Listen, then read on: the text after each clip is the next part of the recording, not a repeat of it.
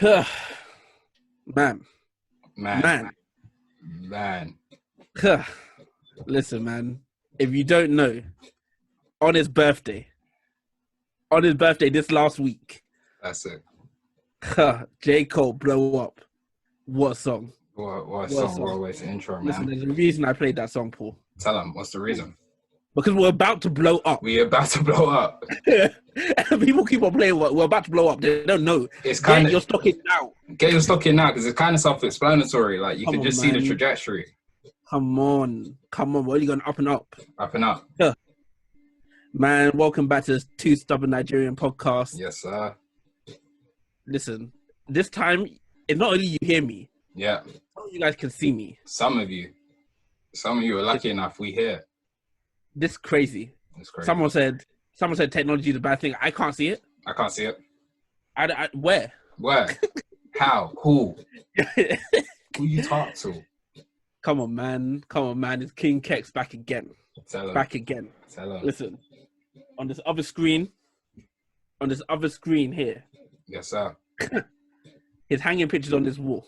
Come on, man. Every Saturday, Rap Attack, Mr. Magic, Paulie Paul. Yes, sir. Power to the people. We back to do maintenance. Yes, sir. Yeah, we going right like crack when it came in. Huh. From social distance, we're on other sides of the planet, but we came in just to give you some game. Rahim, I'm so glad you can make it. Oh, bro, I had to. Welcome to track 9, Crazy. ladies and gentlemen. Welcome to track 9, Two Stubborn Nigerians. Man, difference. Coming at you with a difference. Coming at you later than usual. At least we're recording later than usual. Coming at you with a difference, man. Obviously, UK in some type of lockdown or whatever. I don't know. But so we couldn't get together in the typical way. But we had to, when one door closes, another one opens. Because now we've got the visual thing, Man, Paul. Yes, sir. Today's gonna be an interesting one, man. Today's gonna be an interesting one. Today's gonna be a very interesting one, bro. Well, what are we coming to them with today, man? Oh man, today we got some really interesting topics, man. Well, firstly, we're gonna get into a review of another album to come out of the beautiful continent of Africa, specifically the sensational nation of Nigeria. We're gonna go to one of the most prominent artists really on the planet and out of Nigeria. That is, of course, Davido, who released his latest album, A Better Time, just this past week. We're going to talk to you about Black people, racism, and human rights in the United Kingdom, following the report that was released by the Joint House Committee this past week. And then we're going to get into a debate, which really we've been having on and off on this podcast, but we're going to give it some more time and some more credence. You see what I did there? Come on, man. Yeah. Come on, man. We're going to give it some more time and some more credence, which is this discussion of album length. Like, we're really going to get into short albums versus longer albums, what each of us prefer, why we prefer it. And then we're going to give you a special preview into what is going to be a sensational and really big monumental moment for us, which is the next time you'll hear us, track 10. It's a big moment. So stay tuned for all of that. But like, before we even get into the episode, like, I'm doing this after this service. Like, how are you? Like, genuinely, this is different. We're in a new setting, new environment. How you dealing with it? How you feeling? Talk to the people. It's very different, man. It's very different. Everything's different, man. As you said, like, we're even recording at a different time. Man. For those who don't know, like, we record Saturday mornings. Usually, it's about to be Monday even. Yeah, it's late, but we move. Back again, once again, and back again once again. We have to give out the content, man. I'm good. I'm good. We always just we adjust and we keep it pushing. Man. You know what I'm saying? Playoffs. That's what it is. You know what I'm saying? It's all about adjustments. That's it. It's all about adjustments. It's a 7-game series. Yes, sir. Got to make sure we're ready.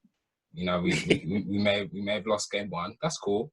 That's fine, man. The series doesn't start until we win a game in the other team's building. Yes, sir. So, yes, sir. We're good. You know what I'm saying? We're not a basketball podcast, man. We're not a basketball podcast. Not a basketball podcast. But what we are, ladies and gentlemen, is a music podcast. We like to speak about music, like to talk about music. And you played just one of the most monumental songs off one of the most monumental pieces of work. Yes, sir. I had to. The past 10 years, you know, like you said last week or earlier this week, J. Cole's phenomenal classic mixtape Friday Night Lights turned 10 years old. I mean, wow, you know, like wow. Honestly, the fact that that's 10 years old makes me feel old because I still remember walking around listening to that. It really does, right? I remember the first time I heard it. I remember the day it released. I remember the album release party. I remember hopping on, downloading it, like listening to it the next morning, just jamming, having it on my MP3, like, you know what I'm saying? Like, I remember the first time I heard Blow Up and thinking, yo, what is this beat? What are these sonics? Who is this guy rapping? Man, I think it's talking about retirement. Oh, come on, man. But with that being 10 years, you know, a lot of things happened this week. And so, like, we started this thing on track 3, I believe it was, and now we're here on track 9. It's crazy. You know, we have one of the issues that we have on this podcast is that there are so many of our listeners who know you, King Kex, so deeply, but they may not necessarily know Podcast P that much.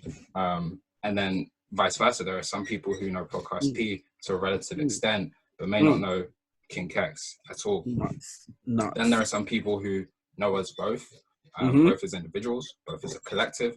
They know us both as a tandem, you know, when we do our fusion, like Dragon Ball Z, ting, and all of that. And then there are some, like, you know, our people out in Singapore, you know, our people out in Germany, our people out in Colorado, you know, like, crazy markets, you know, like LeBron in Ohio, you know what I'm saying? Welcome back. Who don't know either of us, right? And so we like to give people an opportunity to get to know us and get to know about whether it be our past and our histories and our music knowledge, right? And so last week you told a real nice story about our personal history. I want to take us back to the music real quick, and really because there were more than just one anniversary that came this week. Obviously, J. Cole, it was a decade from Friday Night Lights. But in this same week, it was 8 years, forgive me, since The Weeknd packaged those 3 albums together and called it a trilogy. Man. Right? Man. And we've already had, you know, we've already touched on it. Maybe there's a Weeknd episode to happen in the future, but like we've already touched on how important that album was to both of us, right? Right. But then in that same vein, Kex, you hearing me? Yeah, I'm hearing you. Yeah. You hearing me, yeah?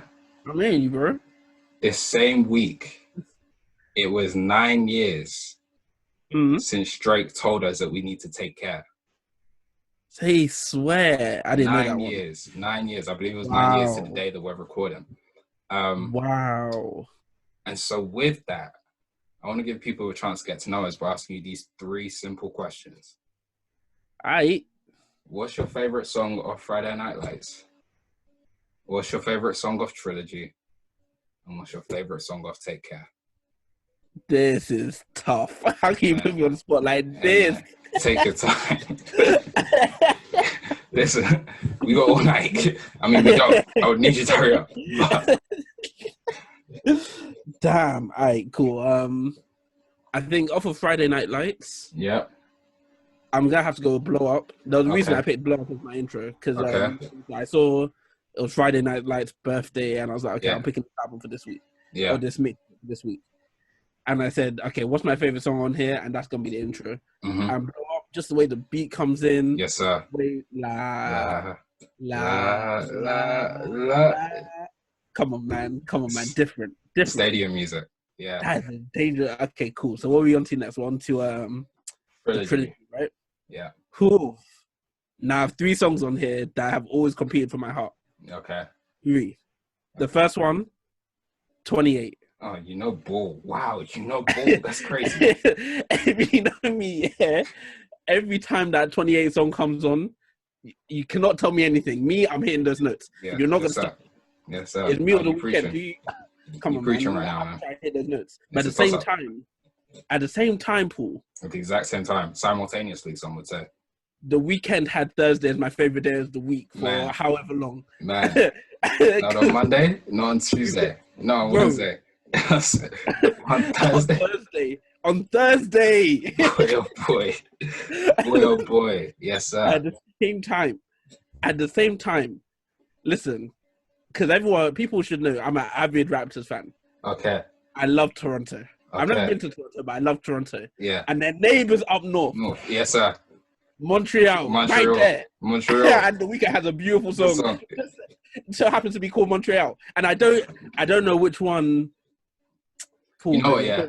I'm going to let you do that. Because what you've done, I don't know if you realize that you've done it, is you picked one from each of the three. Come on, you see, I've been having this debate for years. Yes. I've done the science. I've broken it down. I've done the maths. Yeah, I feel you. I like that. I'm gonna give you that. Unless you want to whittle it down to one, I'm cool with that. Right now, if I'm whittling it down to one right now, yeah, I'd lean with Montreal. But okay. Don't hold me to that because it's going to change tomorrow. Especially when he starts breaking it down into that French at the end. Come on, man. Okay. Oh, man. What a dangerous song. And then finally, take care. And it's so funny that you asked because I actually had this debate like 2 weeks ago and my friend told me I was crazy for this dancing, right? Okay. Practice is the best song on the album. No, wow. Practice is the girl, you look good, won't you better? That's what you're What? You can't tell me different. As in the best song. The best song on the album. I'm not mad at you. Man. Come on, man. Those are my final answers. Paul. Yes, sir. I'm gonna flip it back and ask you the same question, man. Okay, I feel you. Man, for me, with Friday Night Lights, I'm gonna start with Friday Night Lights. Right. And there's no wrong answers really on any of these. But for me, with Friday Night Lights, I go Vilmatic. God, that was on there. Jesus. You know, I always talk about music being timeless, right? And music just stretching out through your life. And I remember Vilmatic starts off with Cole saying to the college kids, no scholarship, starting your semester, unpacking your suitcases, filling up your dressers, enjoy it while you can. After that, it's God bless you. Life is your professor. Now that bitch is going to test you. That came out in 2010. I was in year 9, year 10? I was only just starting to hit. I purposely, as soon as my parents drove off after dropping me at uni in first year, I played that song as I was unpacking my suitcase and filling up my dresser. Because I said he made it in 2009, 2010 for me to be listening to in 2015. I did the exact same thing again in 2018 when I moved into my dorm in Minnesota. Because it was like, listen, this is the exact moment that song was made for. Timeless music, and it will always last because people always going to go through that experience. So that's the song that always sticks with me from Friday Night Lights. Okay, now for Trilogy, everyone knows how I feel about Trilogy. Everyone knows how I feel about Trilogy. This is tough. It's tough. I know how you're going to pick. I might not. Specifically. You need to go with 10. Yeah, this is my album. So off Trilogy 1. Okay. I'm going to go high for this. Okay. Alright. Okay. Off 2. Life of the Party. Alright, I'm not mad. And then off 3. Man. Initiation, really? And I'm torn between Initiation and Dirty Diana. I thought I could have sworn you were going Dirty Diana. I'm lying. I'm going Dirty Diana. I'm going Dirty Diana. I tried to be cultured. I tried to not give them the easy answer. I'm going Dirty Diana. Man. You're going to twist my arm. Oh, yeah. I mean, shit. If you ask it, since you insist, you know what I'm saying? Guy changed his answer immediately. I had to. I don't know what I was thinking. I don't know why I'm trying to be different. Like, let me be truthful on this podcast. I would have listened back and was like, yo, why are you lying? I was confused where the answer came from. Yeah. No, Dirty Diana, because, I mean... Come on, man. For you to... Bearing in mind, like, he himself believes he's young Michael Jackson. Yeah. He's then take a Michael Jackson classic, flip it, and give it a totally different meaning without changing a single word. Craziness. And then, you know, I always say high for this as the first one, and that's not even necessarily my favorite song of like that first of the three-peat. Right. But I always say it's so important because there's a reason it's the first song that we hear. Because like, yo, the first line that we hear off this album is, you don't know what's in store. Man. So I'ma let you. Yeah, like listen, think about the rest of the album. I had no idea what was in store, but that song just fits so chef's kiss. Not even just the rest of the album. The next line, Paul. Yeah. The next line. I'm gonna let you taste her. Oh, okay. I see where you're taking me now. Because I didn't have any idea where he was trying to take it. It's crazy. He's too good, man. Too good. And then, man, Take Care. Okay. Take Care. I'm really not mad at you for practice. For me, I'm gonna go with Lord Knows. Yeah, I can't. I can't be mad at that whatsoever. You know me, man. You know me. My favorite Drake song is 5 a.m. in Toronto. So you know, there's a certain type of Drake that I love. And it's the Drake when he has to remind you, I am who I am. And you will talk to me nice. Do you know what I'm saying? What Just Blaze pulled out of him on that track. And then obviously Rick Ross does what Rick Ross does, which is he does it all the time. Give you one of the greatest feature verses you'll ever hear. Like, and that, fam, even the way that song opens by itself, like we said a few podcasts ago with Reasons album where we said if you open up a song well, it's just gonna hit. It's gonna hit different.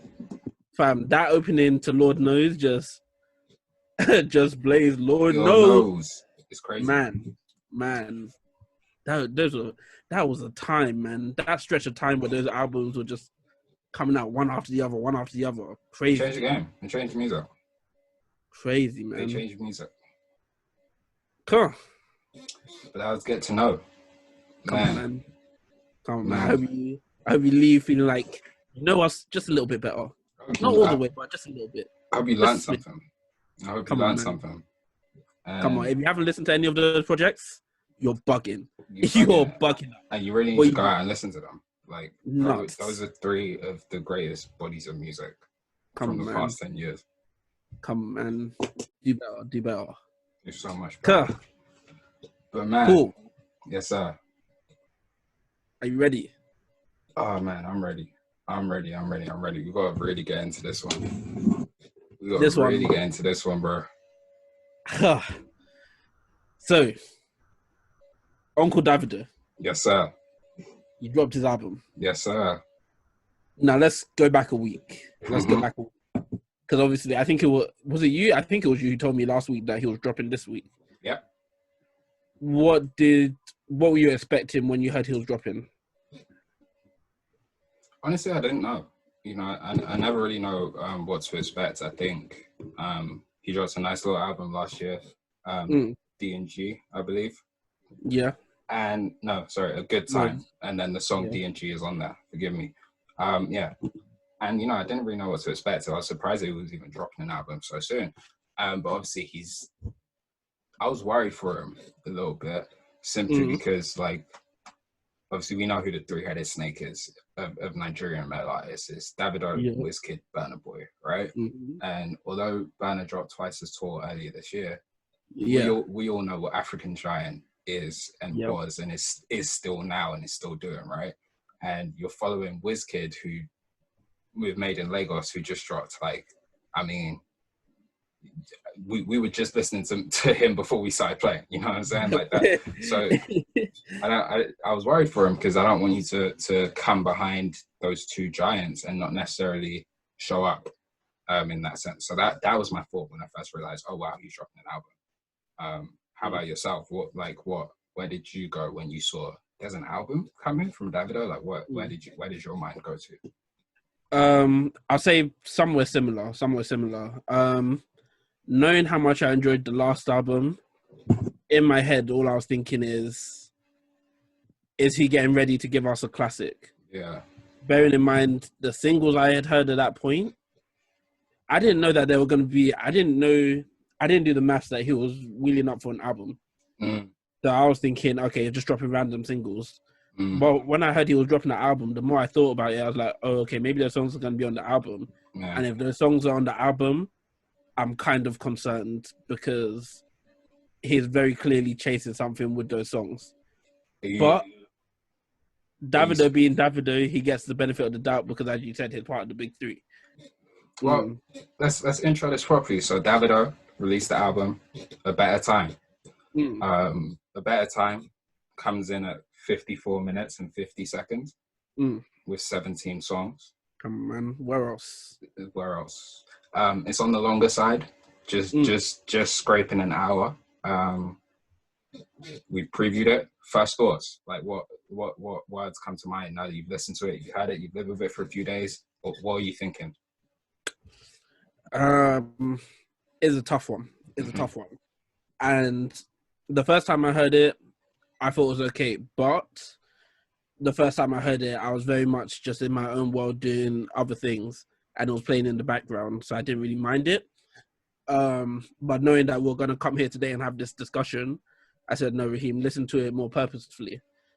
And in listening to it more purposefully, I've struggled with it. I would say I'm probably not a big fan of this album. And I was wondering to myself, what's different from this album to albums that I've enjoyed in similar veins to this, right? Especially, as I said, like I really enjoyed A Good Time from Davido, right? Yeah. So I listened to A Good Time again to see, okay, maybe it's Davido that I'm just not liking too much. Yeah. And Good Time, for me anyway, hit again. Like, I loved it again. Yeah, it's a very good project. Okay. Well, what's the issue? Where's the disconnect here, right? Right. And I think it dawned on me anyway. For this album, it felt like he was chasing that whole party type of vibe, if that makes sense. Like this type of music, it will go off in the wedding as background music whilst you're eating your jollof, you're talking to people, and when you're ready to dance, you'll go and dance. But it's not the type of album that I'm going to enjoy sitting down in my room just listening to music, if that makes sense. I wonder if our Colorado listenership knows about whole parties, bro. They won't. And that's fine. You imagine? How crazy that is. So some of you have never experienced being a whole party bored for like the first 5 hours. But I said whole party, they're like, oh, okay, just a party in the hall, I guess. Nah, they don't understand. Different. Because you got the whole party and there's a copious amount of tables and seats, right? Yep. But unless you're 18 and up, you don't have a seat. At all. For some reason. You don't deserve one. You don't deserve one. It's crazy. And then you're there to party, but again, unless you're 18 and up, you're also there to serve.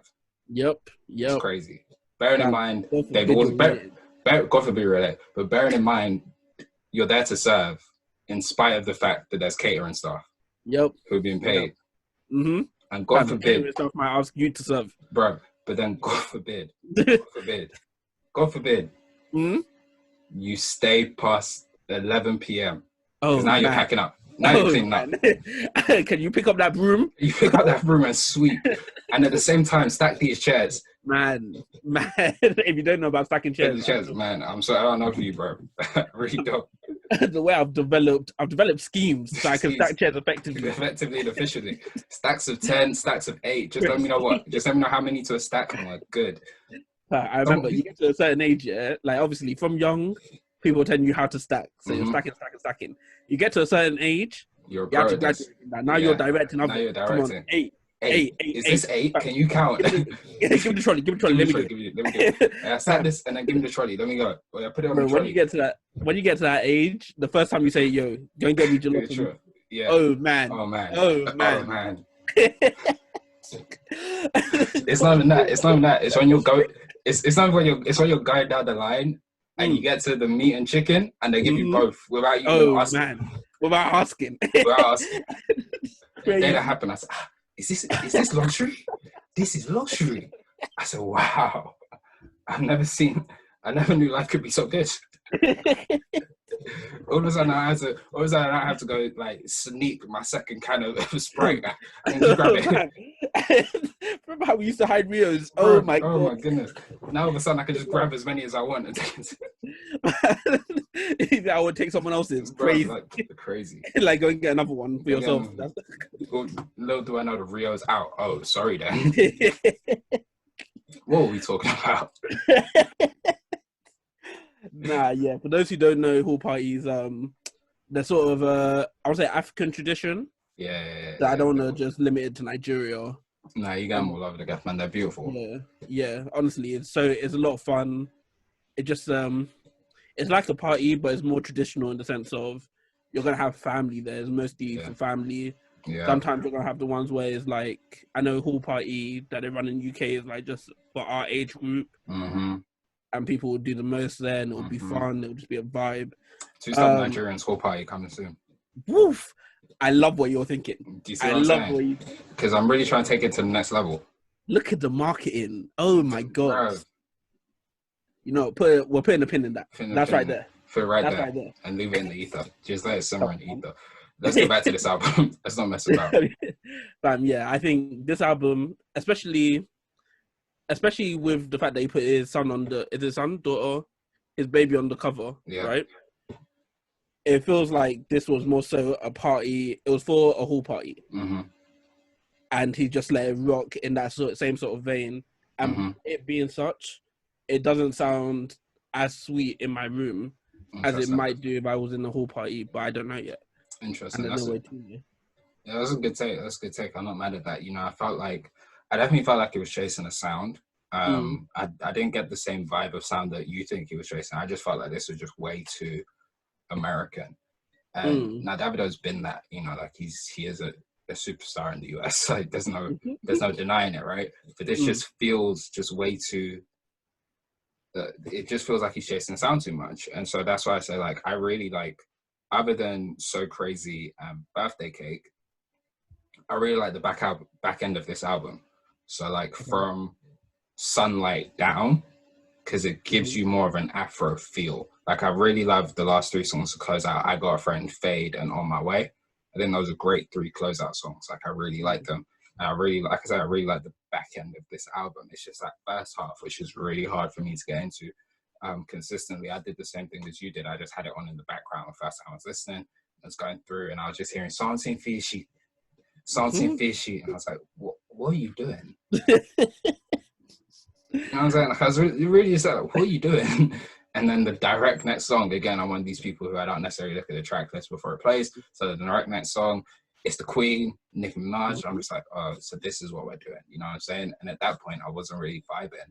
And then literally, Tanana comes on, Tiwa. Yeah. And now I'm comfortable. You know what I'm saying? Like now I feel like I'm in my zone. You know what I'm saying? I'm in the type of offense that suits me now. Like you were running the motion. I need ISO. Like this is exactly what I needed. I just want to scream. Like, so, I just want pick and roll. So like I don't know what all this run to the baseline, the run to the chord. Nah, just let me do high pick and roll. Like let me just run my triangle offense and be good. And yeah, from that point down, again, other than So Crazy and Birthday Cake, I liked it. And I felt like that second half of the album really lives more to me than that first half. Okay. So, yeah. I mean, you got into it a little bit there. So with the features, right? Now, I want to get your take on it because I've seen a lot of other people's takes. I know what I think of it. With the features, what did you think of it in general for the most part? Again, the American features are for the American audience, right? And you gotta remember, like we say, he is an international superstar. I don't necessarily like those US features, like pretty much any of them. Maybe Thug. Maybe I like Thug's verse. I do like Thug's verse. Because there's not going to be Young Thug slander on this podcast. So how can that? I do like Thug's verse on Shopping Spree. But the US features, I didn't need it. I understand why he gave you the Nicki feature. It's always good to hear Nicki, but I wasn't necessarily feeling that. Definitely didn't like Lil Baby's feature. I didn't like that song at all. I don't know why they did that. Nas and Hit Boy, it's okay. It's okay. I just, it wasn't for me, especially like I said, not at that point in the album where you were just going back into the Afro feel bag, like stick there. Maybe if you put it at the top, I could evaluate it differently. But I don't know. But then the Afro features, I mean, yeah, in his bag. Yeah, he was in his bag. The features were in their bag, and it flowed. Like, see, that's my thing with the features. I agree with you. Like, it's clearly, it felt very Chaser soundish. Where it's like, okay, you don't need to do this. Like, you don't need these features on your album at all. But I will say, it did, like, especially with Nicki Minaj. Nicki Minaj impressed me because people who've been following me on Twitter know that I've been the head of Nicki Minaj has fallen off as of late. Damn, that's a risky one. But you know, we move. We're not cutting it. We're not cutting it at all. I've been saying she's fallen off since looking ass niggas. She hasn't really given us heat the same way that she used to. Again, I wouldn't necessarily say that she came with heat on this one, but I would say it was a breath of fresh air from pretty much everything I've heard her release over the last. She did alright. She did alright for herself. Yeah, she's been doing okay recently, which is good to hear. I'm never upset at Young Thug on any song. I'm never upset at Chris Brown on any song, so I'm never upset at either of them for being on this album. You know, weird ass nigga. Who said that? Look at this guy. This guy was attacking me. Move, man. I don't know where that echo came from. The window's open. I don't know. You know, I gotta close the window when I record. Lexus, they don't know how to be quiet. That's what I'm saying. I swear this is ASAP Ferg. I remember when I wanted to be an ASAP so bad. I don't know because other than Ferg and Rocky, they're all weird criminals. But still, if I was an ASAP, oh yeah, actually they're weirdos now. Yeah, they're weirdos now. But bro, 2012 when my Twitter at was ASAP P. Yeah, I want to be. I want to be ASAP so bad. I was like. To this day, I'll tell people I sent in a batch for one train. Every time I listen to that, I was like, "Yeah, this one here would be my verse." This is exactly where I'd be if I could write and I could rap. Like, and I was from New Harlem. This is exactly where my verse would be. You couldn't tell me different. Yeah. They just got lucky. I was born in London. They're so lucky. Fam, that little baby feature. I don't know how either of them did it. I don't know. It's outrage. It's outrage. No, listen. I really tried for us not to get into hyperbolics on this podcast. Like, I want us to be, you know, real critiques. You know what I'm saying? But whoever sanctioned that needs to be tried for war crimes. Because what type of nonsense? That is bad music. It's just terrible. No, it is. It's just terrible. They need to. Both of them are better than that because they both have a decent ear for music. Because I've heard the things that they put out. Listen, what these guys, and by these guys now, I mean like Burna, Wiz, and Davido, need to understand is that you guys are sensational when you're authentic to you. And like I felt similar way about African Giant. Like, you know how everyone talks about African Giant and we love it? No one really talks about the Future feature on African Giant. No one really talks about the YG feature on African Giant. Because it's, again, you're chasing a US sound. And I understand why a US label may want to force you to do that. But, like, you as an artist, I think, have to... And I don't know how the music business works. I'm just talking out my ass. But, like, I feel like you as an artist there needs to understand what actually you are. What actually hits for you. And what it is, in Burna's case, was collateral damage. It was Dangote. It was secret. You know what I'm saying? What it is for Davido is not doing a track with Lil Baby just because you need a track. It's not doing a track with Nas and Hit Boy if it's not going to feel authentic to the sound that has got you that fame, got you that acclaim, and got you that worldwide. You know what I'm saying? Like, we're never going to hear this so crazy track again, but go to another hall party and money fall on you. Like, it's going to be rocking because it's you were authentic to your assignments, it's authentic to your sound, and it became timeless. That's it. Even that. Like, even going through this track list here, right? And this is probably the reason that I'm most upset with this album. Even if you're not going to give me a classic, someone like Davido, there's certain artists, like, I think we said it with, I can't remember who we said it with, but there's another artist who said it about where even if you're not going to give me a good album, I can expect that there's going to be songs on here that I really like. It was Wale. This album didn't have enough songs that I can see myself like needing to go back to. The only song on here that I think is unbelievable is Joel. But even outside of that, it's like, nah. There's not a lot. Nah. I don't think it has. Go on. Yeah, no. For him to be someone who, as we started off, we said he's one of the big three. You need to be putting up big three numbers, and he missed the mark for me dramatically. 100%. You know, I think there's not an if on here. There's not a fire on here. There's not a Dami Duro on here. Like, and that is disappointing to who you are as an artist. Because, like you said, I mean, people can say whatever they want about Davido. Davido's that nigga for like for real. For real. When he steps in the studio and knows what he wants to do, like there's a reason he's part of that three-headed snake. But it's sad because literally, like I said, like there's nothing that we can do other than compare him to the people who are in his class, right? And we're literally just on track 8, Just Look Over Your Shoulder. That's track 8, Just Look Over Your Shoulder by the Two Stubborn Nigerians Podcast. It's available on Spotify. It's available on Apple Podcasts. It's available on Anchor. It's available everywhere that you listen to podcasts, really. You can find it on our Instagram page. That's at @2_stubborn_Nigerians. You can find it on Rahim's Instagram page. That's at a.kex. You can find it on my Instagram page. That's Paul_Olu. It's all that. But on track 8, Just Look Over Your Shoulder, like we just got done reviewing WizKid's Made in Lagos, and like one of the reasons that album is so tremendous because it's just so authentic. Like it really sticks to the sound, and it just like, I'm going to give you this sound from my world, and you're going to just soap it up and love it, and it's still getting played everywhere a couple weeks later now, right? And that's the thing.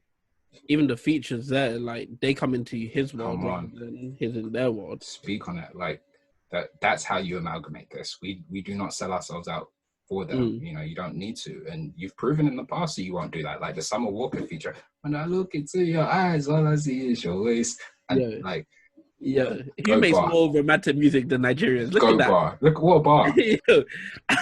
That's playing at my wedding. For real. as she goes down the app. Look at that. This is don't stop the wavelength and the frequency. Oh man. But yeah, no, I think I was disappointed with the album as a whole. Like I said, there are real high points, but then there are some low points which are disappointing. But you know, it's Davido. Okay, cool. So, if you had to leave this album with one song that you tell people, I didn't like the album that much, but I think this song was really, really good. What song are you telling people to listen to? I'm torn between two. I'm really torn between two. One is the final song of the album, On My Way. Okay. I think that's a really good song. Then the other one is Tanana featuring Tiwa Savage. Because listen, man, when Tiwa hops on, that's my bag. When Tiwa hops on a song, it's different. It's different. It's real different. Shout out Tiwa Savage. We don't talk about Tiwa Savage enough. Yeah, we really don't. We're going to. That next episode where we give the women their shine. Yes, sir. Yeah. We might kick it off with her. To be honest with you, I might have to. But that was probably. I know I gave you 2 and you asked for 1, but I'm co-host of this podcast too, so I'm gonna do what I want. You know the vibes. What about yourself? What are you thinking? I said it earlier, man. Joa. Yeah. When Davido decides, cool, let me get my romantic bag here. Yeah. Not a lot of people are competing with him on that. And if he gave us an album or songs like this, man, it would have been clear. Well, you know what I'm saying? You raised it. You gotta let them hear it. Ladies and gentlemen. My baby Jojo. Jojo. Oh man. That was Davido, Joa. Man. Yes, man. Sir. Yes, sir. Cool. Yes, sir. We have something important to discuss. Usually we get to this topic earlier. Yeah. But I like to think it spaces out our episode real well. I think it's really important. So this past week, here in the United Kingdom, our House of Parliament released a report on Black people, racism, and human rights. Really important topic. This is a report that they did following the protests that we saw throughout the summer. So a lot of people have been waiting for it. Rahim, I have a lot of issues with the report. Yeah, I can tell. Yeah, I'm gonna preference this whole section here. Yes, right? Sir. I didn't read the report. That's fine. Yeah. Listen, you didn't read the report. A lot of people didn't read the report. You don't have to, because in this coming up week, maybe by the time some of you are hearing this, I'll have posted a summary of that report. You'll be able to find it on all my socials. You'll be able to find it on my Twitter account, on my Instagram. You can find it. All right. If you can't find it, DM us. I'll send it to you. I've written a summary. There'll be a short summary and a longer summary, so you'll be able to read both, whichever one suits your fancy. Right. Beautiful. Let me tell you what my first issue with this report was. Rahim. Do you know when this report was released? No. It was released at 1 a.m. on November the 11th. When everyone was talking about heartbreak on the TL. Yeah. So listen, I don't know if some of y'all are religious at home, but there's a Bible verse that says, while men slept, the enemy came. And so they tried to get us while men slept. We were awake. Don't worry about it. We was awake. My second big issue with this report, and I'll probably just stick to this because we're not a political podcast. We do talk about this, but I'll just stick to this, which is my big issue. The first line of this report says, following the murder of George Floyd and the protests that sparked in the United States. Full stop right there. And I need to continue. That's my issue with racism in the United Kingdom, especially in the modern day. They always try to tie it to somewhere else in the world. Like they are not a perpetrator. Like the racism that you and I experience on a day-to-day basis in this country is invalid. Like racism is only an issue when talked about in a global context. Racism is a global issue. That's true.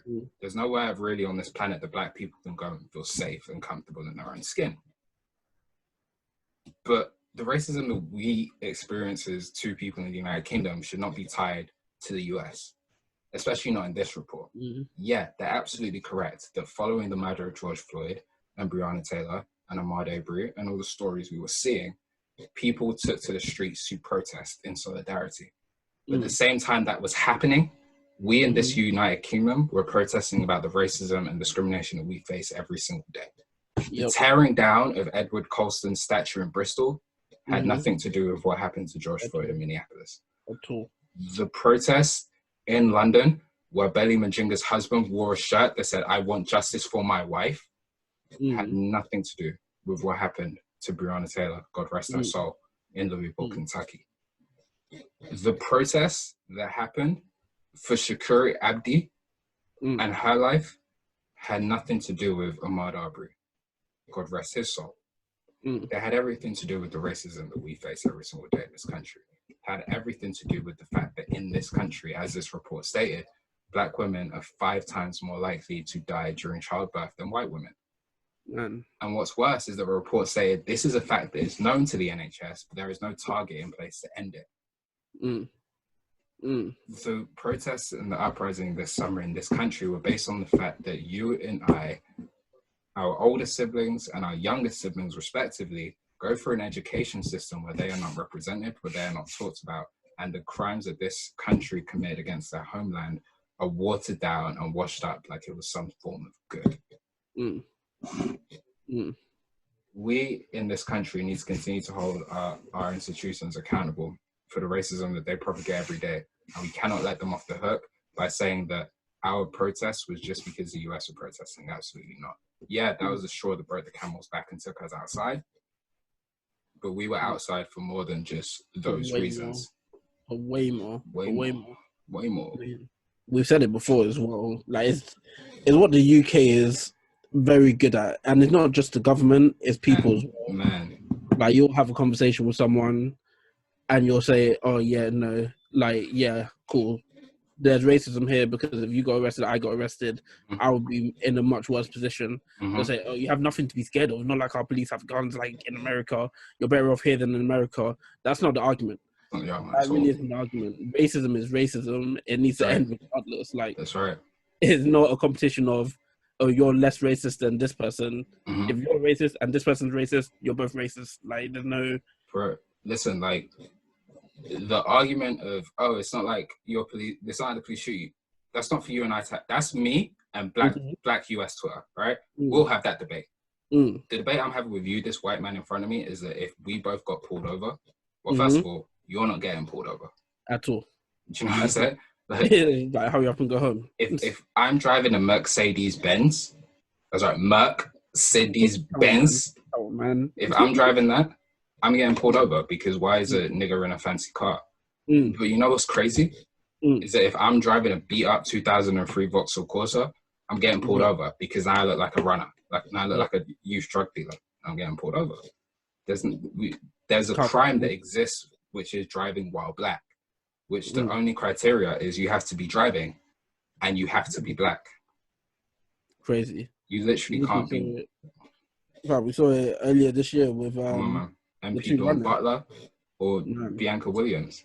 And then you look at that situation, her infant child got put on a police register because they were pulled over in an illegal stop and search. Got change. The report that came out, like I said, I will release a summary if you care to hear my opinion on it, where I go deeper into my issues with the report and what needs to come from it. But really, what really needs to come from it and all of it is change. We'll keep using our platform to advocate for it. And that's what we're going to do. We're going to advocate for it on here. We're going to advocate for it on Instagram. And we're going to advocate for it on Twitter. But speaking of Twitter. Yes, sir. Speaking of Twitter. Something happened this week on Twitter, man. What happened on Twitter, man? I was just scrolling to see how. Yes, sir. I was just chilling. And one of our favorite people must have just tweeted something like, I got a massage in 12 minutes. Y'all send me questions and I'll answer. So that's all right. I was like, I wonder who it would be. I even remember who it was for. I don't remember who it was for. So I thought, let me just send a question for whatever reason, you know what I'm saying? Just see, you know what I'm saying? I want a fancy answer. So I said, LOL. You know, have you listened to our review of your album, The Liz, on our podcast? Wait, is it Armani Caesar you're talking about right now? Oh, wait, did I say The Liz? I think you said The Liz. It must be Armani Caesar. Because if it's The Liz, it must be Armani Caesar. Yeah, it was. Yeah. Wait. So what you're telling me is that right now, we're doing a deep dive pool into what Armani Caesar did this week. It might be that time of the show. Is that time of the show? It might be that time of the show. I know you guys are panicking. You're worried. Oh my goodness. We're telling us what Armani Caesar did this week. Bro, you were so scared. We just had to keep hooking you. Sometimes we're gonna shake it up, man. You know what I mean? Sometimes, shake and bake. Sometimes those structure just vibes. I hear you. Shake and bake. Man gave him that dream shake. But you know why he gave him the dream shake? Because you're Hakeem Elijah 1. And where's Hakeem Elijah 1 from? Lagos. Nige. Two Stubborn Nigeria. You guys aren't. Wake up.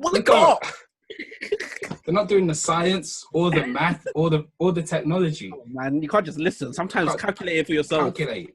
Some of you get a pad. Take notes. Man. And you don't get that reference because you don't listen to track 8. At all. Just to cover your shoulder. But anyway. So I must have responded to the Liz, yeah?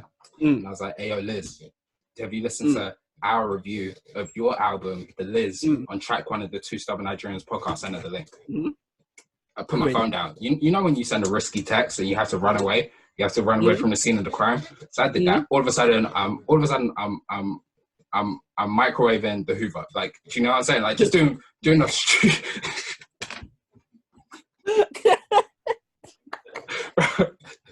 you know, all of a sudden you're just ironing wood. Trying to convince yourself you didn't send that message. You know what I'm saying? Like, I didn't send that. Like, all of a sudden, your PlayStation cable needs dusting. Like, look at all that dust. Let that happen. Anyway. Oh my god. A couple minutes later, my phone buzzes, which again is crazy because my phone does not buzz. Like, what's going on? There's something crazy about it, but yeah, carry on. Get a message back. Nope. But I will do. From who? From ARMANI Caesar Leo. Okay. So if you can't catch what I'm saying to you guys, the Liz, Armani Caesar, yeah, she's promised to listen to our podcast. And when we get that review, we'll make sure we share it with you. So we're going to get a review of Armani Caesar. Review, yep. Do you see Inception? Hey, I said it before. I'm gonna say it again, Paul. Tell them one more time, man. The price is up. The price is up. The price of the brick going up. Oh, man. Don't talk to us. I told you, we was elevating. Some of y'all are staying stagnant.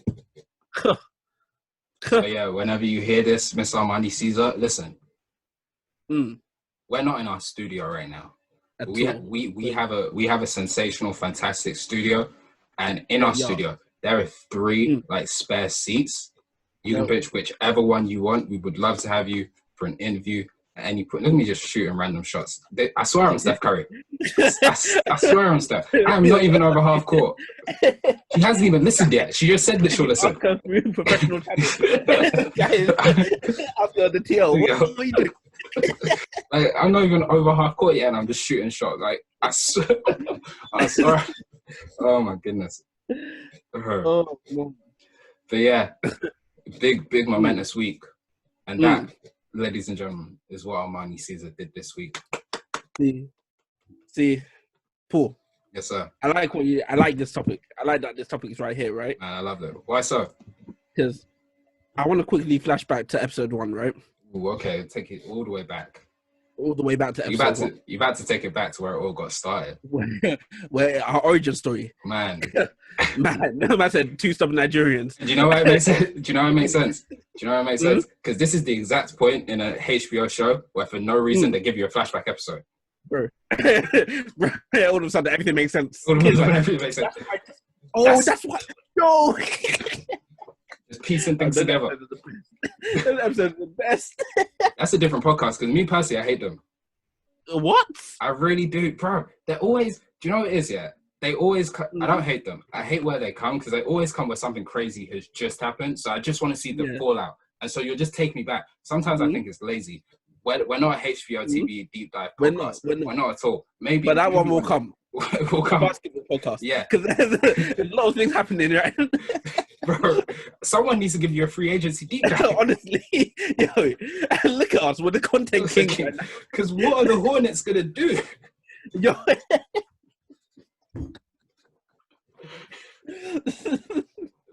Oh my goodness. Nah. Going back to episode 1, right? Yeah. Obviously, as we just said, one of the albums we reviewed was The Liz. The Liz. Now, when we spoke about this album, we both had great things to say about this album because we loved it. Great things to say. We both loved it. But I had one glaring issue with it, and you just completely didn't agree with me, right? Yes, sir. And my glaring issue with it was that the album came in at 23 minutes? 25 minutes. Yeah. Right? For me, I said that was too short for the album. Now, at that point, Paul, your whole thing was obviously that it's not too short if it doesn't feel too short. That's exactly right. I want you to expand on that point. Of course. Here's my thing. We are in an age now where, like, we as a society, and we hear it all the time, we have like we're ADD society. Like, we all have like attention deficit disorder, and that's not to diminish the actual disorder, but to an extent, like, we have shorter attention spans, right? And so music has gone, a lot of artists have changed their way that they produce music, because we've changed the way we consume music. We want things quicker, we want things more efficient, we want things just out. And so a lot of artists have changed the way they produce their albums specifically and started giving shorter albums. And I think it's to the betterment of their albums, because a lot of artists these days don't have the skill or the talent or the time to really make long bodies of work. Right? Like, it's really tough. And so for me, I just feel like when an artist comes out and they say, let's take The Liz, for example, it's 11 songs, 25 minutes. When Armani Caesar comes out the Liz, she says, I'm going to give you everything that I want to give you within these 11 songs in 25 minutes. I'm going to show you everything I want to show you. I'm going to paint every portrait I want to paint. I'm going to tell every story that I want to tell in this time slot. When they do that, and you can get to the end of that album and say, wow, what a project. There's nothing more that I need from you. You could give me, because that's when artists start feeling like, oh, I need to give you more to make up time. And all of a sudden, that's when we get that age-old word, which is a bad word when it comes to albums, and good albums specifically, is filler. I don't need filler. I just need quality. And that's why I need QC, quality control. Control that quality, which is crazy because QC only give you long albums. I don't know why. I hate it. Stop it. Stop it. Bro, give me 2 hours of Gunner. Like, what are you doing? See, and I agree with you to an extent, right? Right. I think, as I said, to an extent, yeah, we don't want filler. We don't want filler in albums at all. Oh. But that being said, I think there's a boundary to which I accept as an album. It's similar to like with a movie. If you're gonna put out a movie, right, the movie has to be at minimum 1 hour 30 minutes. Otherwise, no, it's a TV special, right? Okay. Similar with album, like when we're getting into albums now, if it's not within this sort of boundary, then it's an EP, is a 6-pack, is a whatever. But I can't look at it as an album, right? So for me, and this is a question for you as well, I guess, my ideal album length would be 50 minutes. 50. 50 on the crazy. dot. Okay. I think, give or take from that, 10 minutes. Okay. Is where for me it's like, okay, we're looking at like a really, really nice length album, depending on the music that's now involved with it. Yeah. Assuming that I like all the songs on it, that is probably the window of like ideal album length, right? Right. I think when you go over that, it's okay if you go over it, as long as it's an album where similar to like Pot of Paper, Training Day 3, where like I can't look at any of these songs and say take this song off. No, every song is nicely fits onto it, and it's like have no issue. Shout out Pot of Paper. Hey, Potter said he might be coming with another one. Yo, and I can't wait. I'm excited. But crazy. Hey. Crazy. That wasn't a short album at all. That was 12 minutes. And I'm with every single minute. I still jam that album. That's Training Day 3 by Pot of Paper. Oh man. But then in that same breath, right? If you have a shorter album now, see, and it's the shorter ones that kill it for me, right?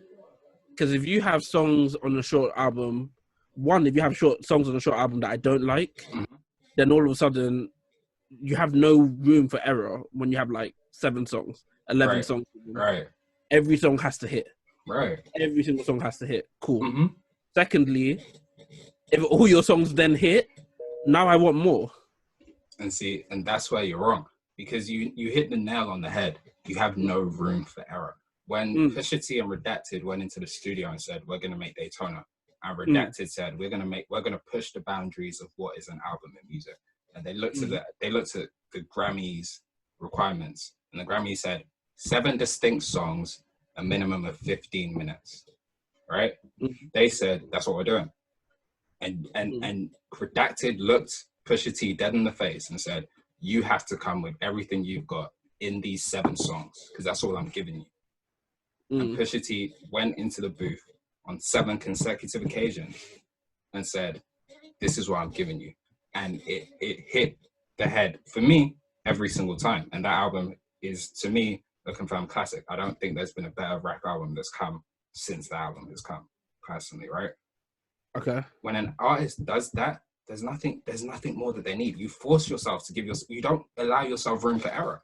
Because when, it's like, I just said to you about Janae, like a few podcasts ago, if I take my foot off Janae's neck, my worry is that I'll never get her back to the level that I desire her music to be at. Pusha T and artists like that who said, I'm deliberately giving a shorter body of work to hold myself accountable to the fact that I have no room for error. There is no room for filler. There is no room for drop off. Come in to that studio and say, this has to be my best work. And then when they hear all the tracks that they laid out, because Daytona is 7 songs, right? And Daytona is the album I go to because it is the most extreme version of this. Obviously, like you said, the Liz is 11 songs, it's 25 minutes, there are skits in there. But Daytona is 7 songs, 21 minutes. And for me, like I said, it's a classic rap album, right? It's just the one I go to. There are songs from this album that did not make the album, right? They made more than 7 songs. Like we know how an album process works, right? Yeah. But they came out and said, these are the 7. That's it. These are the verses. these are the ones. So you then have to get into your critical analysis bag, and say, what am I cutting? What am I leaving off?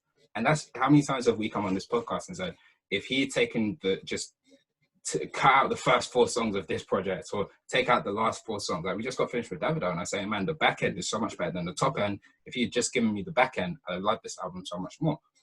And like when we did Back Home, Trey Songz, you said, if you get rid of the first 4 songs of this album, I really actually like this album. Or if you just give me 10 out of 15 of these. Less Hove, the homie said, Hove, there ain't many of us. And what did Hove say in reply? He told them, less is more, nigga, there's plenty of us. Yeah, okay. And you see where it applies. Do you know what I'm saying? I see what you're saying. But then, I don't know, man. Because in that same breath, right? Like, obviously, Big Sean just dropped his album, right? Yes, he did. This is another, like, obviously, we said that songs can come off of that. Songs can easily come off of that. But then, 50 minutes, the difference from 50 minutes, a 50-minute album, and a 21-minute album. Yeah. Even if you're coming with it for every song, like on Daytona, it came with it every single song. Okay. And that album was great. Yeah. Right? But 7 songs, if you come with it for each of those 7 songs, it means now I'm going to be listening to your album pretty much every single day. Facts. If I'm listening to your album every single day, and it's literally just 7 songs, within 2 to 3 weeks, I'm not going to want to listen to that album again for a minute. I'm going to need to take a breather from that album. Why? Because I've heard every song on here 10 times more times than I would have heard it on an album that's longer. But that's how music's meant to be consumed, though. Like, I can go away from you and come back. That's how shit stays. That's what we call a rotation. Like, Daytona has never... I don't listen to Daytona every day or every week like I did when it first came out, or like I did really this time last year in the winter of Minnesota, when I would just be walking and it would be my walking album. But Daytona has not left my rotation. I probably listen to Daytona at least once a month. It is in my consistent rotation. And there are other albums, like, and especially, like, I don't see your point, because when the music is timeless, it's always going to live. It's always going to live. Now, if it's bad, then it's just factually bad, because that Ye album by Redacted was terrible. And it wasn't terrible. It was terrible. It's as terrible as an album. However many times that I've listened to it at the time, I don't go back to it, because why am I going back to bad music? You will always go back to good music, whether it's short or long. Okay, so outside of this one, give me an example of a short album that for you was amazing. I think Kids See Ghosts was amazing. I think... Okay, outside of that, Good Music Circle that did 7 songs. The Liz was amazing. That's a shorter album. Okay. I think based on song length, this is a shorter album, and I'm going to get up to see how long it actually was. For Your Eyes Only. For Your Eyes Only, was that not like in the 40-minute range? It was 44 minutes. But I still feel like that, but then you got to compare the fact that Cole has given you albums which are an hour long. So he cuts that down, that's a shorter album, and that's good. See, again, like I said from jump, my ideal length is between 50, it's really between an hour to 40 minutes. So how are you going to have a 20-minute range? Because it depends on what they're doing with it. That's it. You can be 10 minutes longer than the perfect album length, if your album justifies being 10 minutes longer. You can be 10 minutes shorter if every song hits. Why do you feel below that 10 minutes is crazy to me? Why do you feel... Okay, but that's you as a fan, because the amount of money that gets spent on these albums means they're not an EP. Yeah. Okay? So we can't disrespect that, because like Redacted really went in debt over Daytona, and that Tiana Taylor's still in debt. But like I don't. For me, right, I just feel like less is more, and I don't need the filler, because I'm never gonna listen to filler. That's what drags down so many of these albums. And if you can give me a great album that's 50-minute song, and give me a great album that's 50-minute song, like it's cool, I'll take it. But I may be like alone in this, like we may disagree on this. I like Double or Nothing more than I like Detroit 2. Double or Nothing is shorter than Detroit 2. Okay. There's less filler. There's no song on Double or Nothing where I listen to, like, I don't need this on the album. He could have taken this off and it would have been like, there are songs on Detroit 2 where I'm like, you didn't need this on the album. But then So from what you're saying, right? You're saying it's more so about quality than quantity, right? Listen, it's all about quality, and it is all about quality. But my also thing is like, if you can give me, Paul Paper's album, we both love it, and we both agree. There's nothing you can take off of this. This has to be the hour and 15 minutes that it is. Heady One's Edna. There was nothing that we really believed we could pull off it. It has to be the hour-long album that it is, right? But there are other albums that we both know that we could reel off our heads right now. They don't need to be an hour long. Does that make it a length issue or an artist issue? I think it's a length issue for the simple fact that I think a lot of these artists wouldn't do these long albums unless labels thought that they needed to. See, that's where it's tough, isn't it? Because like the fact that there are so many short albums now, I have to wonder why those short albums are here, and who is sort of demanding it.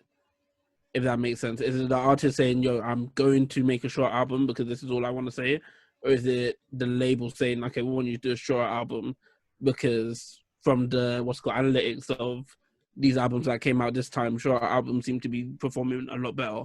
Yeah, it's 50-50, right? In the sense that like you get artists like Chris Brown, who does the extreme, who'll give you 2 hours or whatever it is, he'll give you 50, 40 songs, and he'll say, one, the fan base that I have are going to listen to all of these songs, but 2, 5 of these songs are going to hit, and they're going to be the biggest hits of the year, so my streaming analytics are going to go through the roof, right? And then you have other artists who are just like, I don't need that. I have a group of fans who, forgive me, hold up. The Plugs I'm At is the album that I was thinking of that is shorter, which is just as great. You have people like that, Benny, who are going to look at it and say, I don't need to give these people an hour and 30 minutes. Now he's done that. Tana Talk 3 was long. But he says, if I can get every point that I need to get out in 30 minutes, 25 minutes max, I'm going to do it. And my fans who just eat this shit up are going to consume that shit every day. They're going to eat it for breakfast, lunch, and dinner, which I still do to this day with the Plugs I'm At. And you're just going to eat it up because the quality is just there, and you're just going to keep going and and I never need to go anywhere else because it's just the quality is always there. It stays, it's sustainable, it's timeless music. And then the streams are going to go up because, like you say, Benny's got a core fan base. I don't need to pander to these. If you're a hits artist, then you maybe need a longer album because you don't know, some hits are going to hit, some hits aren't going to hit. For me though, the better albums, like projects, body of work, like storytelling recently, is coming from albums which are probably 40 minutes down. 40 minutes down? Probably. In that range. Wow. In that range. And then also, but then we also get into the issue of like track length. Because like we just said about For Your Eyes Only. For Your Eyes Only is like 44 minutes. Yeah. And you remember that like 6 minutes of that is spent on the outro, which is one song on its own. And then you take, you can't take the outro out, but then like, you aggregate for that, so it's not like a shit ton of songs that makes up this 50-minute album. You see what I'm saying? You have singular songs on there which are longer, which then throws you off a bit because then I count that as like still on the shorter side, if I'm making any sense at all. Yeah. So see, my whole thing, right, is that if you're gonna let's take out the fact that there are albums that are longer. That have a bit more filler in there because there's also albums out there that are longer, like as we said, are just nothing but hits, right? Yeah. And there's short albums that we also love. Again, nothing but hits. To me, I would always prefer the longer album with nothing but hits because it's more music that I love. Okay, it's more satisfying. Okay, let me peep you to something that I just saw today. Big Sean on Spotify released Detroit 2 Spirit. Do you know what Detroit 2 Spirit is? No.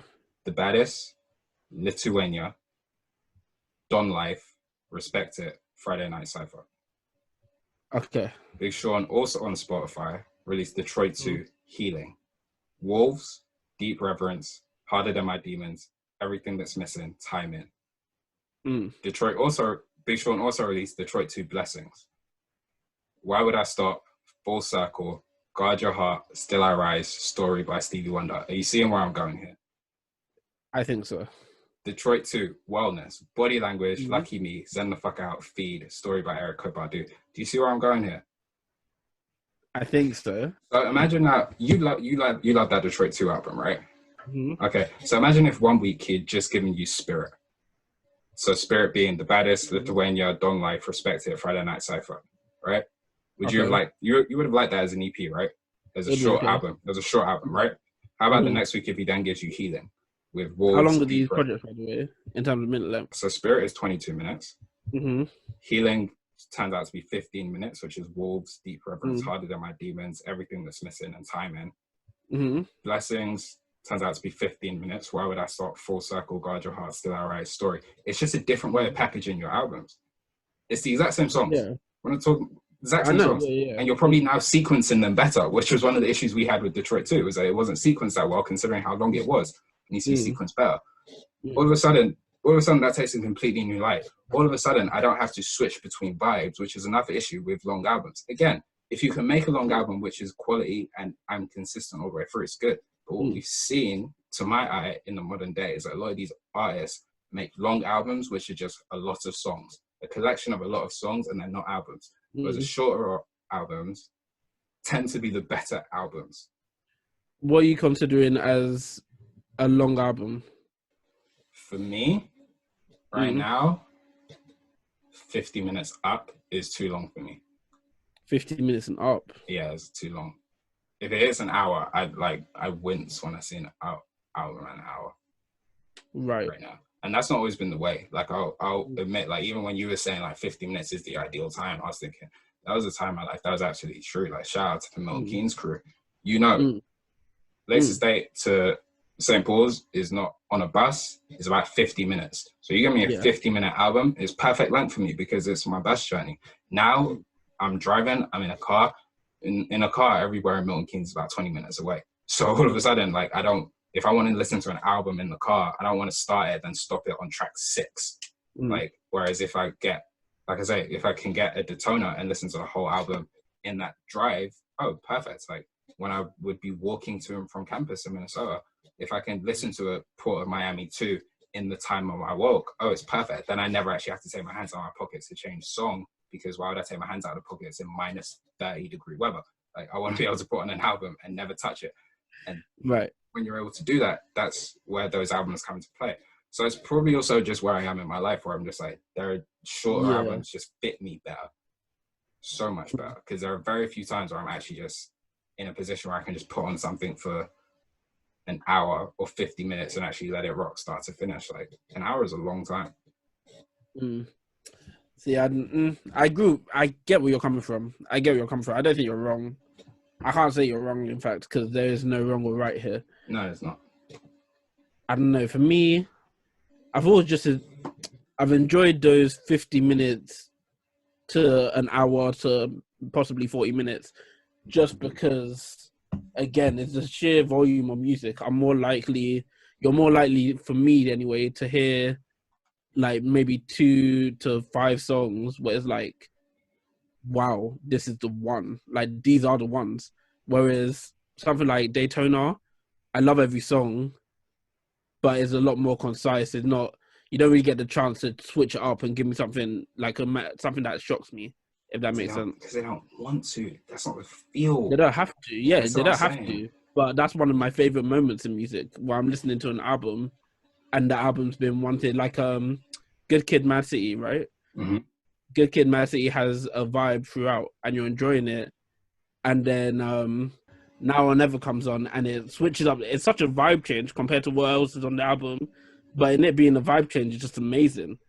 And that's a longer album, because that's 1 hour 41 minutes. Yeah, but that's fine, because no one will this is a story of an album. Right? And you go places, like, it takes you places, like it's narrated for you. It takes you down the path you need to go on. It's the same as Redacted's first album, The College Dropout. It is narrated for you. It's like there is a story to tell here. Like, I'm going through it step by step. We're going to peel it back layer by layer. But there is You feel free to correct me if I am wrong, okay? Feel free. Okay. There's not a story on Scorpion, which is 1 hour and 30 minutes in its totality. Is there a story on Views, which is 1 hour and 21 minutes? No, but Drake isn't that type of artist, though. Isn't what type of artist? The storytelling type of artist on his album. But it's also just about the quality of music. Because again, you can give me long albums because nothing was the same as a long album. And I think it's amazing. Okay. But it's about, is the quality there? I hear that. If you take quality control serious, you can give me whatever type of album you want. You know what I'm saying? Like, one of my favorite albums from Future is Dirty Sprite 2, which is a long album, but he quality controlled it, so it feels sensational. Whereas when he gives me a long album, like, just off the top of my head, The Wizard, which is a long album, it doesn't live. Like, it doesn't, because he didn't, the same level of quality control there's in Dirty Sprite 2 is not there in The Wizard. It's all about that quality control. Look at the plugs I met is considerably shorter than Burden of Proof or Tana Talk 3. But Benny and Griselda Camp specifically quality control their music to ensure that whether I give you a 20-minute album, whether I give you an hour and 20-minute album, all you're gonna get is quality and fire, and that's what it's about. So if you give me quality, if Armani Caesar comes out with her next album and it's 2 hours and 55 minutes, lo and behold, I'm gonna sit there and listen to all 2 hours and 55 minutes multiple times with the album on repeat because I'm a stan and it's unhealthy. But if I also know that the awareness is nuts. I know my role. I'm Alex Caruso with it. I know my entire role. Championship player. But as long as the quality is controlled for, as long as she controls that independent burial, which is the quality. But then surely that makes it an artist debate rather than a length debate. Probably. But I think my thing is, and Joey Badass said this in an interview with Complex, he said, listen, most of the artists of today, we really don't, they don't know how to make good quality long albums. And it comes with a lot of filler. I don't like that shit. Give me 14 songs, shorter amount of time, and we'll be cool.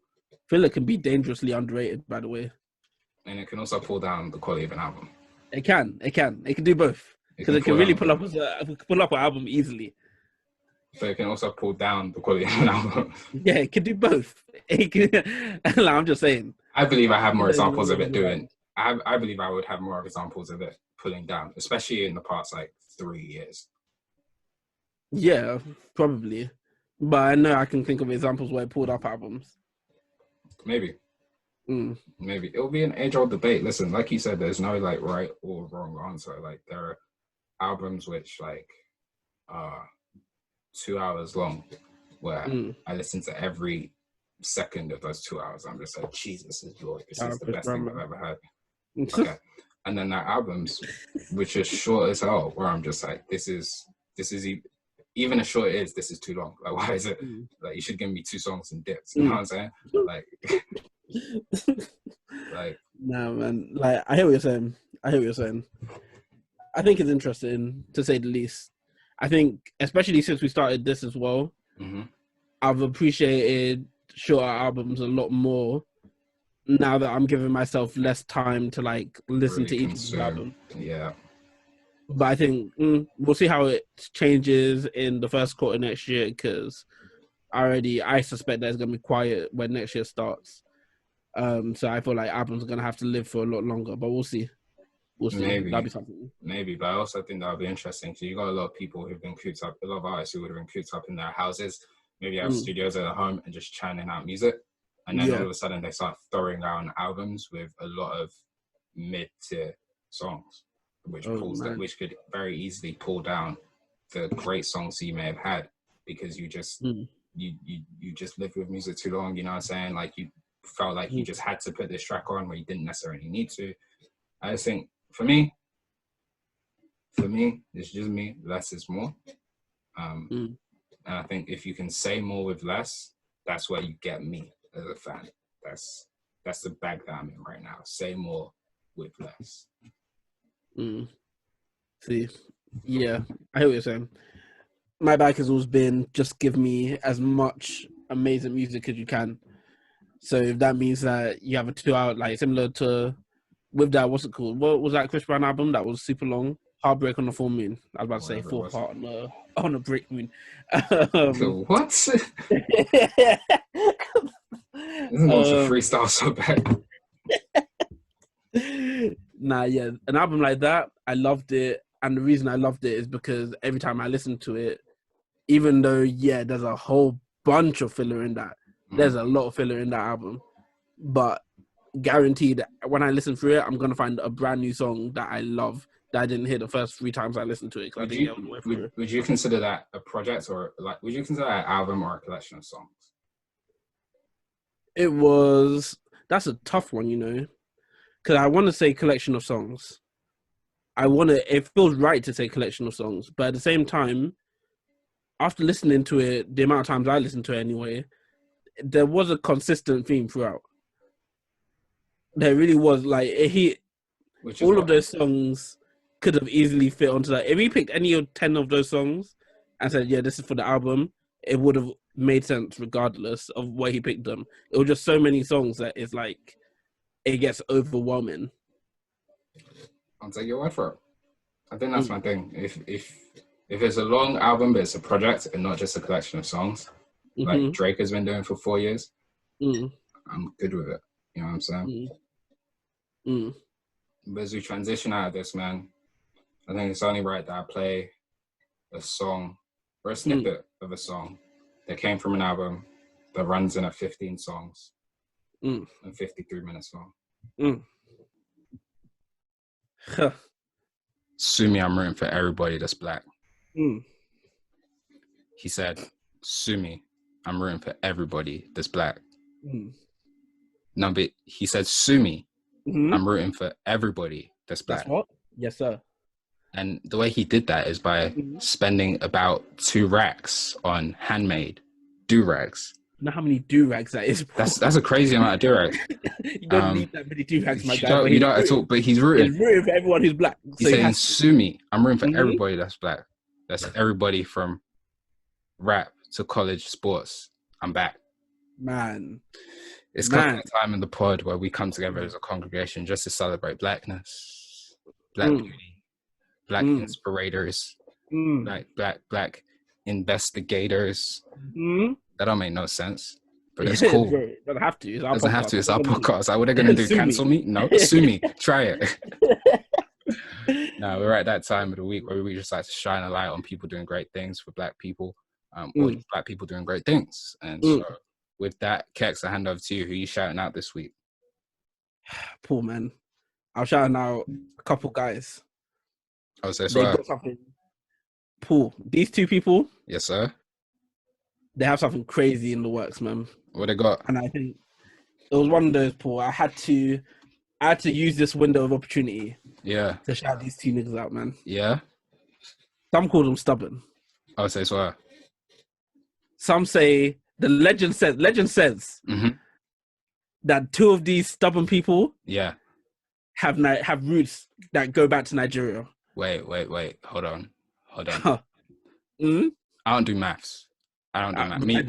Me and maths stopped being friends when I turned 7. You know what I'm saying? Like like as soon as she brought her ex into the equation, I had to leave her because you're not over your trauma from your past relationship. Clearly, niggas ain't people. I just did that. I'm in album mode. Oh my goodness! Did you see that? She brought her ex into the equation. Yo, but that was the album so bad. No, listen, she brought her ex into the equation. That's why I had to leave. No, listen. But I don't do maths, right? But I'm good with words. I'm good with words. So you said there are 2 of them. And they're stubborn. Some say, man. And they herald from Nigeria. Yes, sir. So if I put it all together, they're 2. Yes, sir. Nigerians stubborn? No, that don't make sense. Almost there, man. Almost there. Almost. They're Nigerians that are 2 stubborn? No. Wait, but not really. But it's a different 2. Oh, that doesn't work. So it's 2 stubborn Nigga, that's us. That's us, nigga. Yeah, who are we, bro? Yeah. People gotta stop watching, man. Nigga, it's in 5 minutes. Introduce. Don't kill me. Why are you shouting us out? Yo, I have to shout us out because people are gonna be confused, right? Yeah. Now next week, we're not gonna be here. We're not. We're going on vacation. We're going to Turks and Caicos. Why are you guys not gonna be here? What? You guys are only 10 episodes in. Who do you think you are? How are you taking breaks already? You guys are lazy. Don't you ever? Don't you dare. Who do you think you are right now? Is it we cooking? Nah, we're taking a break next week. Yes, sir. Because the week after, Yep. we're coming with the first annual awards. Two Stubborn Nigerians. Yes, sir. Yes, sir. Paul. Yeah. How we running it? Man, listen, for this, it will be the first podcast in the month of December. It will be our 10th podcast. That's huge. Special. That's Special. huge. And we will be doing our end of year reviews, man. We're going to be going through a celebration of music that's come out this year.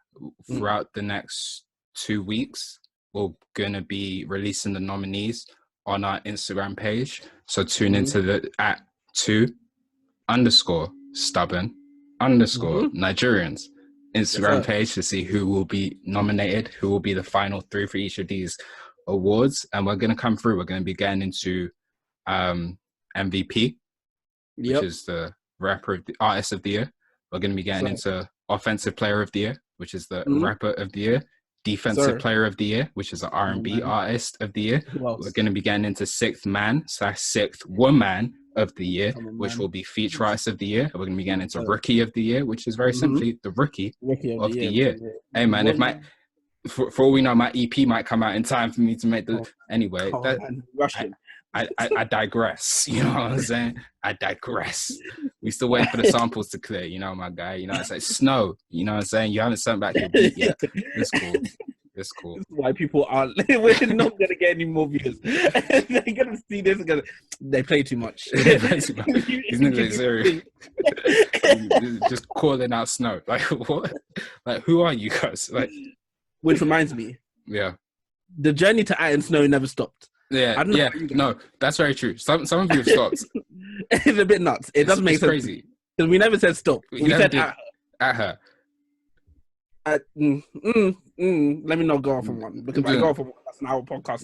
Me, I should go off on one. Some of you, some of you are not at in snow, and it's not like you're cleaning because this floor is not spackling. Crazy. You get a reference, yo. I'm just full of reference. Oh my goodness. But yeah, episode 10, track 10 is going to be a momentous one. It's going to be our end of season review. We're just going to be celebrating, you know, music in its totality. You know, we're going to have David Aldridge and Doris Burke are going to do the red carpet intros. Adam Silver's going to be handing out the MVP trophy. No James Harden, you're not nominated. Bum ass nigga. Get to the finals, nigga. The fuck you talking about? Fuck you talking about you don't want to play with Russ, nigga? You're gonna disrespect one of the MVPs. So where'd it take him? Nigga? Fuck you talking about, nigga? Until you get a double step back, which is technically a travel. You can't get away with it for 2 seasons.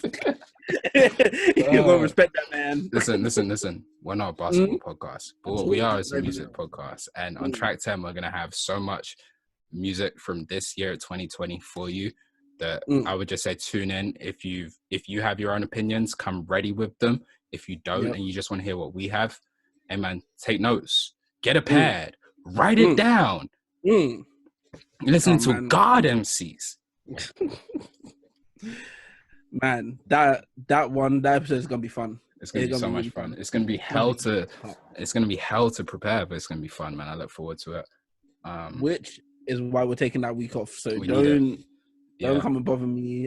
We're working. Yeah, we're cooking. We're cooking. We're gonna be right there in the stew. That's what we call the studio. For those of you who don't know, we're gonna be right there in the booth, man. Yes, sir. But man, I love that. I'm really excited for it. It's gonna be fun because this will be the first one. Yeah. So moving forward, it'll be fun to see if it gets bigger, how it gets bigger, where we take it next time. Like, come on, man! All these first few episodes that you're listening to now, I listened back to episode 1 the other day, yeah, and I told you afterwards as well. I was like, yo, the growth since episode 1, it's insane. Man, it's insane. And I didn't know. When we recorded episode 1, I didn't know that there was even room for that much growth. But I feel like we just keep growing, thankful. One of the things that's grown since episode 1, which we didn't have in episode 1, is this segment, which is recommendations, baby. Yes, sir. Recommendations, baby.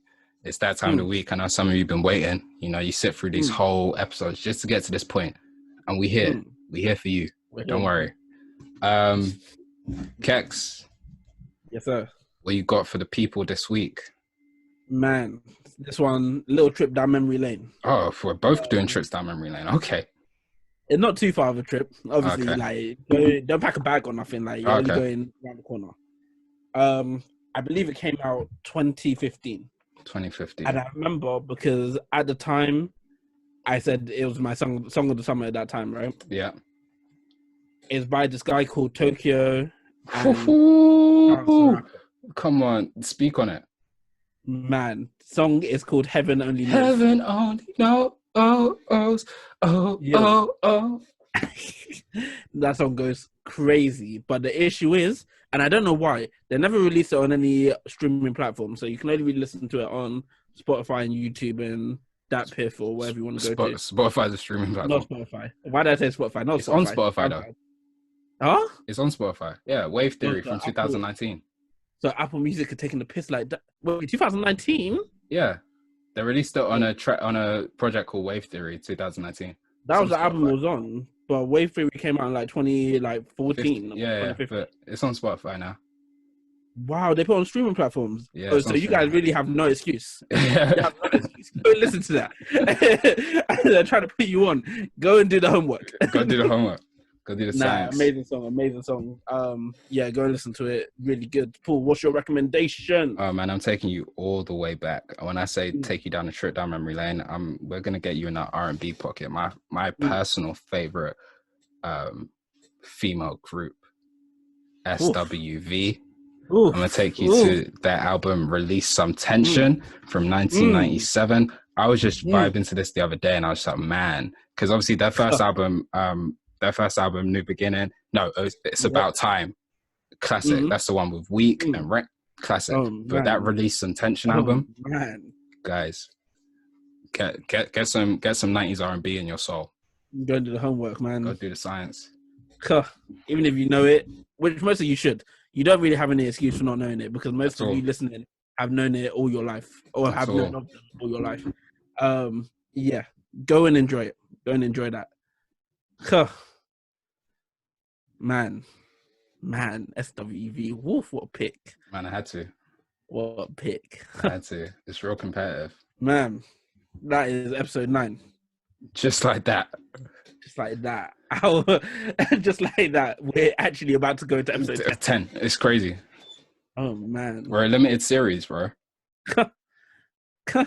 Episode 10 will be... We'll have more episodes than Watchmen. Whoa. Regina King, step over. Regina King, step over. Huey and Ray, get out. Oh my god. Who you disrespected? This is going to want to be cancelled so bad. This guy won't let me shine. I'm trying to get in my pocket. At all. Oh man.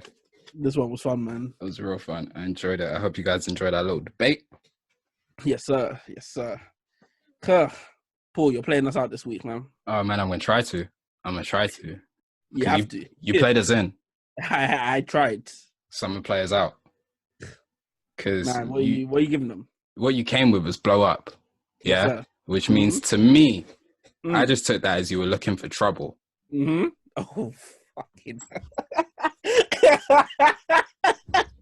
Cold world, make way for the chosen one. What you now hear is putting fear in all the older ones. Downplay downgrade me. They don't know this. Like, your shoes too big to fill. I could barely squeeze my toes in. Yo, take us home. Let me play the jam. Yo, what can I do?